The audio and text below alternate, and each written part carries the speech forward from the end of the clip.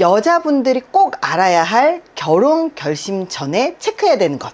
첫 번째, 가족의 화목입니다. 즉, 가족 간의 경계가 있는지 중요합니다. 가족 간의 경계란 그 사람의 사고, 생각, 행동, 마음을 그대로 지켜주고 존중하는지, 그리고 내가 그 경계를 세웠을 때 가족들로부터 존중받을 수 있는지 여부가 굉장히 중요하다. 두 번째가 남자분의 독립성입니다. 원래 가족에서 독립하지 못한 사람들은 새로운 나의 진짜 가족하고 계속 갈등이 생길 수밖에 없다라는 겁니다. 부모님 카드를 쓴다면 경제적인 독립을 못한 거고, 힘들 때마다 부모님한테 기댄다면 정서적인 독립을 못한 겁니다. 본인이 돈을 벌어서 경제적인 독립을 이루는 건 당연히 중요한 거고, 그리고 힘들 때 자기 스스로 해결하거나 가까운 사람, 아내나 친구에게 기대거나 무언가 스스로 해결할 수 있는 그런 정신적 능력을 키우는 건 중요합니다. 세 번째가 뭐냐면 생활 습관입니다. 청소나 빨래를 스스로 하는 습관이 있는지, 음식은 스스로 해 먹을 수 있는 사람인지, 이런 것들을 확인을 해야 돼요. 요즘은 함께 가정을 꾸려 나가거든요. 결국은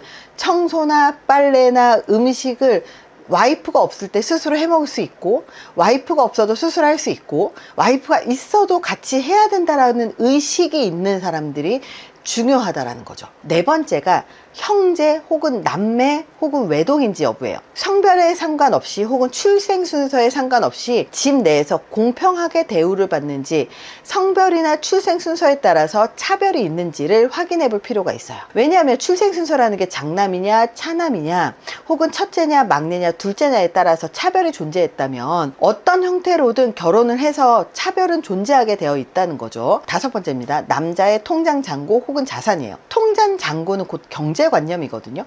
아무리 가난하게 태어났어도 그 삶을 자기가 경영을 하고 더 나아가고 성장하고, 그리고 돈을 벌어내고 그 돈을 모아서 종잣돈을 만들고, 그 종잣돈을 통해서 투자를 하고 자산을 만들어서 시간이 지나서 내 나이가 60이 되고 70이 되었을 때는 건물도 있을 수도 있고 집도 있을 수도 있고 무언가 자산을 이룬 게 있어야지 그게 잘 산 인생이거든요. 여섯 번째가 바로 시부모님의 노후 준비입니다. 노후 준비가 안 돼 있는, 경제관념이 없으신 부모님 아래에서 태어난 자식도요, 결국은 경제관념이 없을 가능성이 높아져요. 우리는 이걸 사회학습이라고 합니다. 우리가 살면서 자라면서 부모님을 보면서 학습을 하거든요.